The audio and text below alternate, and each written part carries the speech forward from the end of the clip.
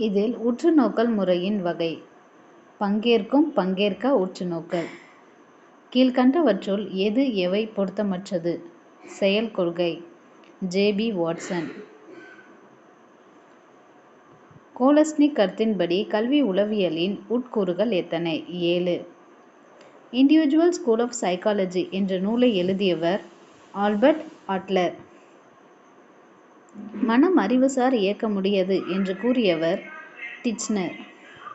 பிறரது நடத்தையினை புலன் அனுபவத்தோடும் சூழ்நிலையோடும் ஒட்டி கூர்ந்து கவனித்து அறிவது உற்றுநோக்கல் எனப்படும். குற்றத்திற்கான அடிப்படை காரணத்தினை கண்டடைவது புலனமைப்பு நடவடிக்கைகள் பற்றி கூறும் உளவியல் முறை சட்ட உளவியல்.